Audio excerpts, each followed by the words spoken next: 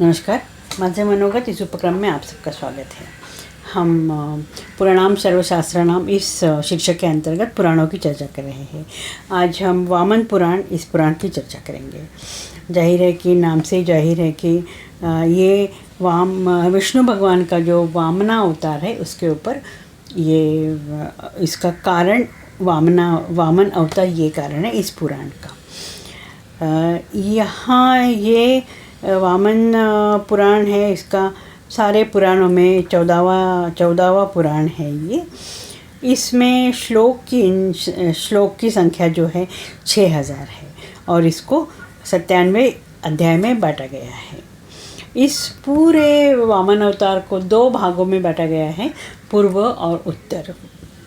किसी कारणवश या समय से ये जो उत्तर भाग है वो उत्तर भाग अवेलेबल नहीं है। जो अभी हमारे पास अवेलेबल है वो पूर्व भाग है।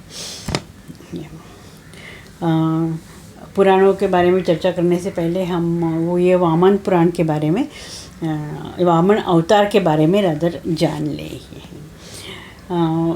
प्रहलाद जी, उनका जो पोता था, उनका ग्रैंड चाइल्ड था, वो बलि था। और प्रहलाद भी और बलि भी राक्षस कुल में जन्मे हैं। तो बलि पूरा नरक और पृथ्वी और स्वर्ग का राजा बन गया था। बलि बहुत ही शूरवीर और बलवान राजा था। और उसका एक स्पेशली उसका एक जो थे वो बहुत ही दानी था। किसी ने कुछ भी दान मांगा तो वो दान के लिए मना कभी नहीं करता था। इसके लिए उसका नाम जो है वो दानी बलि ऐसा सब जगह उसका नाम प्रसिद्ध था। अभी जैसे ही उसका नाम हो गया, राक्षस कुल में तो था, राक्षसों के जो गुण है उसमें थे ही, तो वो बहुत ही क्या कहेंगे उसको, बहुत ही उसको गर्व हो गया था। तो वो सब जगह कहता फिरता था कि मैं दानी हूँ। यही। और उसका जो राज्य था, जो पृथ्वी, नरक और स्वर्ग का राज्य था, इसके लिए वो थोड़ा सा गर्व के मारे या सब लोगों को सताता था। यही। अभी विष्णु भगवान जब अवतार लेते हैं तो वो ये राक्षस हो या जो निगेटिव थिंकिंग वाले लोग हो, उनका नाश करने के लिए, उनका गर्वहरण करने के लिए ही अवतार लेते हैं। तो ये ये बलि ने एक बहुत बड़ा यज्ञ करने का डिसाइड किया। और ये यज्ञ जो है वो जो कुरुक्षेत्र है वहाँ किया गया।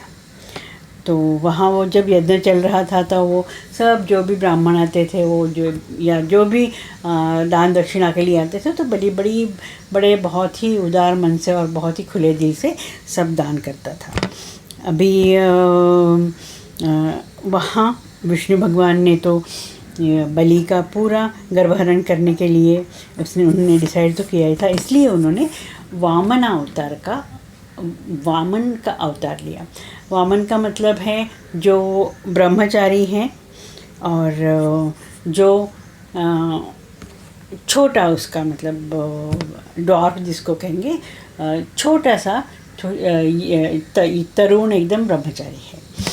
तो जब वो दान दे रहा था तो ये जो अपने विष्णु भगवान है वामन के अवतार में बलि के पास आ गए और उन्होंने मांगा कि मुझे इतना तुमने यज्ञ किया तो मुझे दान दे दो।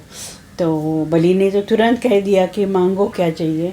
तो बलि ने कहा कि वामन अवतार में जो भगवान विष्णु थे, उन्होंने कहा कि मुझे ज़्यादा नहीं चाहिए, मुझे सिर्फ 3 पग चाहिए। 3 पग में जितनी 3 पाँव में जितनी ज़मीन आ जाए उतनी मुझे चाहिए। तो बलि ने सोचा कि तीन पग ज़मीन, मतलब वो तो देने में कुछ, वैसे भी वो दानी था तो वो देने के लिए उसको कुछ भी, वो तो बड़े बड़े खुशी से, बड़े आनंद से उन्होंने उनको हाँ कहा। तो विष्णु भगवान ने एक पैर रखा और एक पैर में उन्होंने पूरी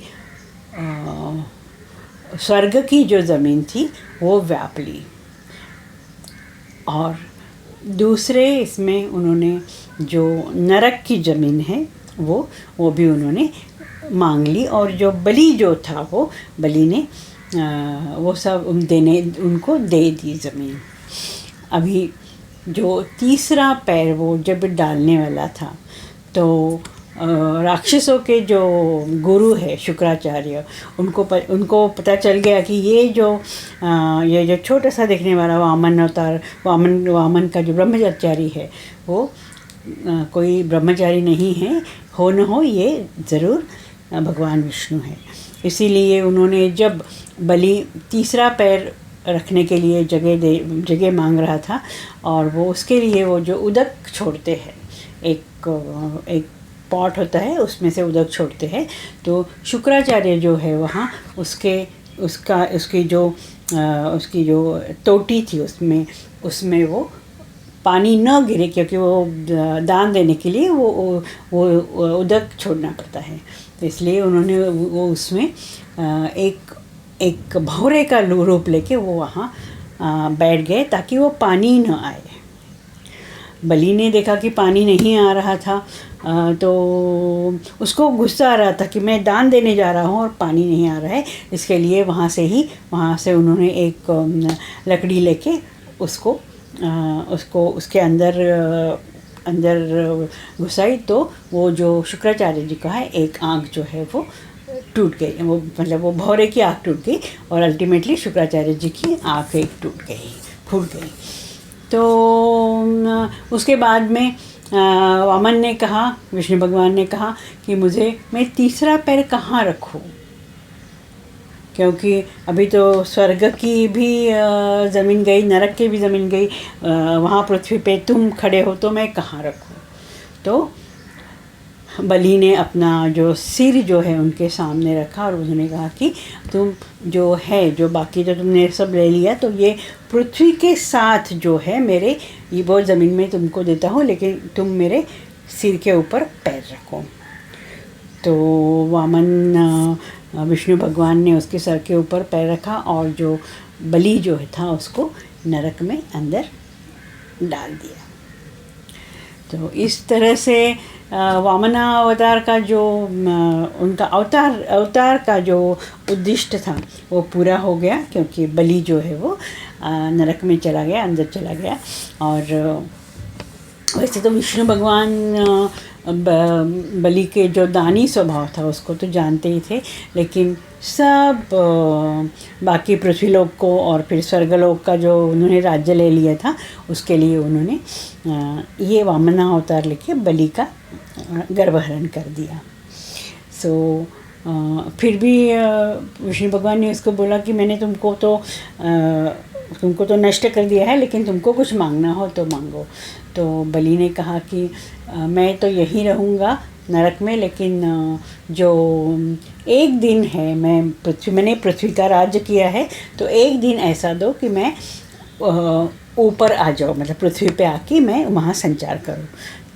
तो विष्णु भगवान ने कहा कि जो दिवाली के टाइम वो प्रतिपदा आती है कार्तिक महीने में, वो जो बलि उसको नाम ही बलि प्रतिपदा देंगे, और उस दिन तुम पूरे पृथ्वी पे संचार कर सको। तो इस तरह से बलि को भी वर मिल गया। बाकी जो इंद्रादि देवता है सब लोग वो इसके संकट से बच गए, और वामन अवतार का जो उनका उद्दिष्ट था वो पूरा हो गया।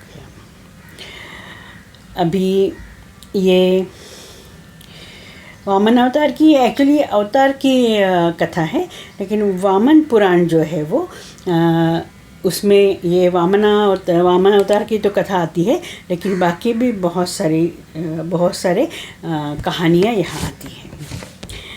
ये जो है वो इसमें इसके जो वक्ता है जो है वो गुरु है, वो महर्षि पुलस्त्य थे। पुलस्त मतलब जो रावण है, रावण के भी जो ग्रैंडफादर थे उनके, वो इसके वक्ता है। और नारद जी जो है वो प्रश्न करता है, शिष्य नारद जी है। और उसके बाद ये जो वामन पुराण है, बाकी व्यास जी और सूत जी उनको बाद में नारद जी ने बताया है। यहाँ भगवान वामन उनकी कथाएँ आती हैं, वहाँ नर नारायण और उनका चरित्र, उत्तम चरित्र आता है। उनकी एक कथा भी है, वो हम अभी इसके बाद सुनेंगे। और ये सब कथा जो है वो यहाँ आती है। यहाँ गजेंद्र मोक्ष की कथा भी यहाँ आती है। ये वैष्णव पुराण है, इसीलिए यहाँ शिव के जो कथाएं हैं, शिव की जो बातें हैं, जो गूढ़ बातें हैं, वो यहाँ दिया गया है। यहाँ शिव जी के भी कुछ बातें आती है, लीला चरित्र आता है। यहाँ ब्रह्मा का जो मस्तक छेदन हुआ है उसकी आख्यान यहाँ आता है। दक्ष यज्ञ है, वो शिव जी ने जो किस तरह से उसका विध्वंस किया उसका आता है। कामदेव का दहन, शिव जी ने जो काम दहन किया है वो है। प्रहलाद और नारायण इनका जो युद्ध हुआ था उसके बारे में बहुत ही डिटेल में यहाँ बताया गया है। भुवन घोष, दुर्गा चरित्र, कुरुक्षेत्र का जो भौगोलिक उसका जो महत्व है वो यहाँ दिया गया है। इसके बाद में स्कंद का चरित्र है। मरुदगण उनका किस तरह से उत्पत्ति हुई। उसके बाद बलि आख्यान तो महत्वपूर्ण यहाँ है। और नक्षत्र आदि के बारे में यहाँ बहुत ही विस्तार से दिया गया है। अभी प्रहलाद जी ने बद्रिकाश्रम में जो युद्ध किया है उसका भी वर्णन यहाँ किया गया है। यहाँ वैष्णव का ये वैष्णव पुराण है। इसके लिए गंगा चरित्र, गंगा का मानसिक स्थान, गंगा महत्व और वामन स्तोत्र, यहाँ विष्णु द्वारा धुंधुक का वध किया, एक राक्षस था उसका वध किया, इसका वर्णन आता है। यहाँ एक बहुत ही इंटरेस्टिंग है, यहाँ एक कहानी आती है शिव जी के बारे में, क्योंकि यहाँ शिव जी के बारे में भी काफ़ी सारा वर्णन किया है। यहाँ एक बार बहुत कैलाश में शिव पार्वती जी बैठे थे और वर्षा ऋतु में बहुत ही ज़्यादा एकदम जलवृष्टि होने लगी। तो पार्वती जी ने कहा कि देखो अभी इतनी जलवृष्टि होती है और यहाँ हमें हमारा संरक्षण करने के लिए कुछ घर नहीं है, तो आप एक घर बनाएं जिससे हम वर्षा ऋतु में शांतिपूर्वक रह सकें। शिव जी ने उपहास से कहा कि हे पार्वती, मैं तो स्मशान का निवासी हूँ और मेरा स्मशान ही है, वही मेरा निवास है। और मेरे पास कपड़े की जगह व्याघ्र चर्म है और मेरे जो अलंकार है वो तो तुमको पता ही है, सर्प की माला मैंने धारण किया हुआ। यार ऐसे में मैं घर कैसे बनाऊं?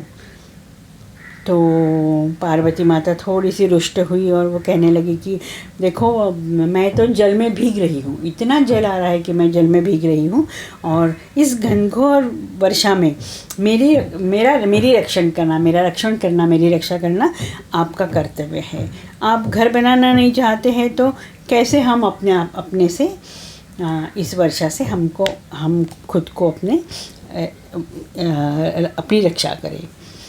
तो भगवान चंद्रमौली, भगवान शंकर ने कहा कि हे पार्वती, मैंने तो एक प्रण ले लिया है कि मैं कभी भी छत के नीचे नहीं रहूँगा और घर नहीं बनाऊँगा, लेकिन तुम्हारे शरीर को वर्षा ऋतु की जो बारिश है, जल है, उसका वो स्पर्श न करे, इसका प्रबंध तो मैं कर सकता हूँ।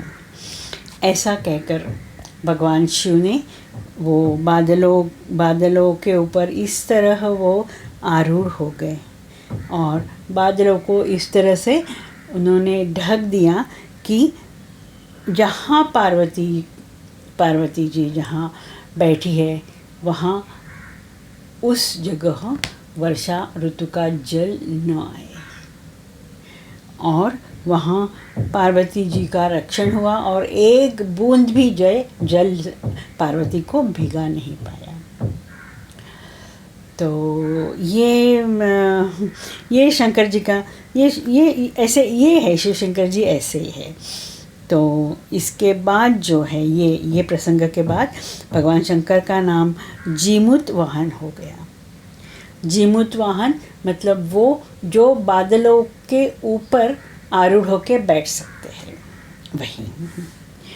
और इस कहानी के इस आख्यान के साथ ही वामन पुराण वामन पुराण यहाँ ही समाप्त होता है। अभी वामन पुराण में जो बहुत अलग अलग जो कहानियाँ दी है, तो उसमें से वामन पुराण में ये कहानी बहुत ही सुंदर कहानी है। यहाँ ये कहानी का ये है कि भक्ति बड़ी है, यह शक्ति है। एक बार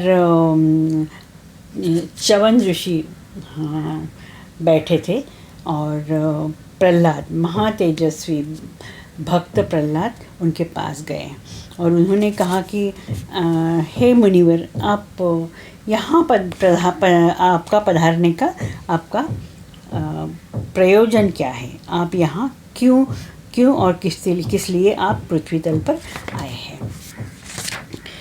आपका मुझे दर्शन हुआ, ये तो मैं बहुत ही अपने आपको भाग्यशाली समझता हूँ।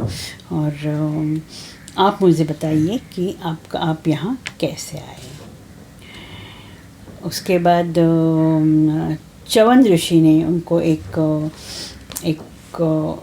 थोड़ा उपदेश जैसे किया कि जो नैमिषारण्य में प्रहलाद और उनके जो प्रहलाद तो वैसे तो राक्षस कुल के थे, तो वो अपने पूरे दानवों सहित वहाँ आए और वो नैमिषारण्य में जो उधर उनका संचार हो रहा था, वो घूम रहे थे। तो उन्होंने देखा कि वन में एक मृगचर्म धारण किए हुए 2 जटाजूटधारी मुनि जो है वहाँ तपस्या में बैठे हुए हैं। लेकिन एक बहुत विशाल शाल के वृक्ष के नीचे वो तपस्या कर रहे थे। लेकिन एक अद्भुत या अलग चीज़ प्रहलाद जी ने देखी कि उनके आसपास जो है वो सारी वो जो जगह थे वहाँ वो तपस्या कर रहे थे, वो बाण से वो पूरी आच्छादित थी। तो मुनि और ये अस्त्र शस्त्र, ये विरोधाभास है। तो ये विरोधाभास देख के प्रहलाद जी बहुत ही उनको आश्चर्य हुआ कि जो मुनि को बाण का और अस्त्र शस्त्र का क्या काम। इसीलिए उनके मन में आया कि ये जो मुनि जो है वो मुनि नहीं है, ये शायद दंभी है। इसके लिए वो उनके निकट जाके बोले कि आप ये दोनों यहाँ दंभपूर्ण कार्य क्यों कर रहे हैं? एक तो आपके सिर पे जटाजूट है, आप तपस्या कर रहे हैं, और आपके आसपास ये शस्त्र हैं, तो इसका क्या प्रयोजन है? तो उन्होंने तपस्वियों ने कहा कि हे दैत्यराज, तुम चिंतित क्यों हो रहे हो? जो सामर्थ्यवान जो भी काम करता है, जो भी कार्य करता है, वही उसको शोभा देने वाला बन जाता है। और हमारे लिए ये जो बाण है वो शोभा देने वाले ही है। जो मुनि जो है वो जो वहाँ 2 ऋषि थे, मुनि थे, तो उसमें से एक नर थे और एक नारायण थे। नारायण मतलब भगवान श्री कृष्ण, और नर तो हमेशा हम अर्जुन और भगवान श्री कृष्ण, इनको नर नारायण माना जाता है। तो इन नर नारायण ने प्रहलाद को समझाया कि ये जो है ये हमारी तपस्या करना, ये हमारे मन के लिए हम तपस्या कर रहे हैं, और ये जो अस्त्र शस्त्र है वो खुद को बचाने के लिए हम यहाँ रखे हुए हैं। सो प्रहलाद ने कहा कि यदि आप इतने अपने आप को बलवान समझते हैं तो मेरे साथ युद्ध करो, मैं आपको युद्ध में परास्त कर दूंगा। ये अहम भाव, जो प्रहलाद का अहम भाव है, वो नर नारायण को तो भगवान श्री कृष्ण है तो उनको समझ में आ गया, और उन्होंने वो जो युद्ध करने के लिए वो तैयार हो गए। तो प्रहलाद और नर नारायण, इनका बहुत ही घनघोर युद्ध हो गया। प्रहलाद ने उसके ऊपर जो भी उनके शस्त्र थे, मुद्गर, प्रास, परीघ, शक्ति आदि अनेक अस्त्रों से उनका प्रयोग किया, और वो नर नारायण के ऊपर उन्होंने सब ये अस्त्र शस्त्र छोड़े। लेकिन वो नर नारायण से परास्त होते गए और पीछे पीछे वो हटते गए, वो पराजित नहीं कर सके उनको। फिर तब जो डरे हुए जो प्रहलाद जी है, जो हारे हुए प्रहलाद जी है, वो विष्णु की शरण में गए, वैकुंठ धाम में गए, और उन्होंने बोला कि मैं एक दानव हूँ, मैं इतना शक्तिशाली हूँ, भक्त भी हूँ, फिर भी मेरी पराजय क्यों हो गई। तो भगवान विष्णु ने कहा कि हे प्रहलाद, महाबाहु धर्मपुत्र नारायण वो तो अजेय है, वो ब्राह्मणों में तो श्रेष्ठ है ही, ब्राह्मणों में वो तो परम ज्ञानी है ही, लेकिन उनका जो अस्त्र शस्त्र का ज्ञान है, या उनकी जो बलवानता है, वो तुमसे भी ज़्यादा है।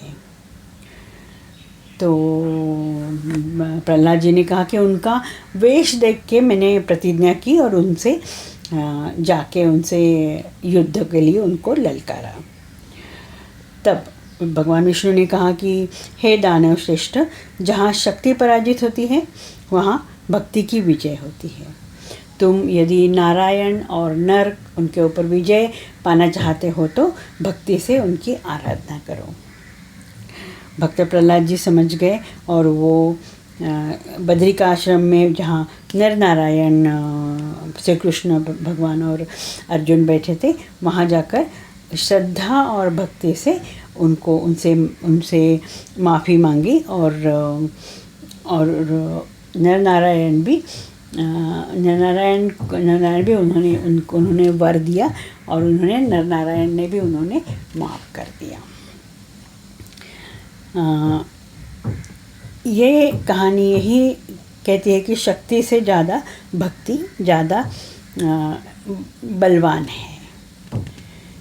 और नारायण ने भक्त प्रहलाद को ये वरदान दिया कि तुम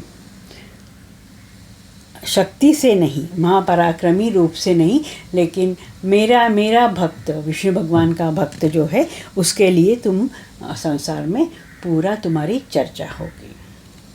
और यही प्रहलाद जी ने इस पूरे युद्ध के इसमें उनको समझ में आ गया, और उनको ये भी समझ में आ गया कि भक्ति में ही शक्ति निहित होती है, नहीं तो शक्ति संपन्न होने के साथ साथ भी भक्ति भी रखने से जो उनका बल जो है वो उसकी भी वृद्धि होती है। तो ये वामनावतार और वामन पुराण में ये कहानी यहाँ दी गई हुई है। आज हम यहीं रुकेंगे, अगले क्लास में हम अगला पुराण देखेंगे। नमस्कार।